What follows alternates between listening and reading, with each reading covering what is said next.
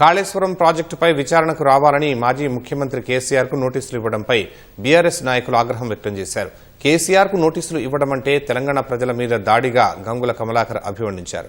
రేవంత్ సర్కారు కాళేశ్వరం ప్రాజెక్టు కూలిపోయిందని, రాష్ట్ర ప్రజలను తప్పుదోవ పట్టిస్తోందని మండిపడ్డారు. 60 సంవత్సరాల కరవును కాళేశ్వరం ప్రాజెక్టు పారదోలిందన్నారు. కేసీఆర్కు నోటీసులు ఇచ్చి సీఎం రేవంత్ రెడ్డి పైశాచిక ఆనందం పొందుతున్నారని గంగుల విమర్శించారు. తెలంగాణ సమాజం మొత్తం ఉలిక్కిపడే విధంగా తెలంగాణ రాష్ట్రాన్ని సాధించిన కేసీఆర్ గారికి కాళేశ్వరం ప్రాజెక్టు మీద అటెండ్ కావాలని చెప్పేసి నోటీసులు ఇవ్వడం అనేది తెలంగాణ సమాజం మొత్తం కూడా బాధపడే విధంగా ఈరోజు రేవంత్ రెడ్డి సర్కార్ చేసింది.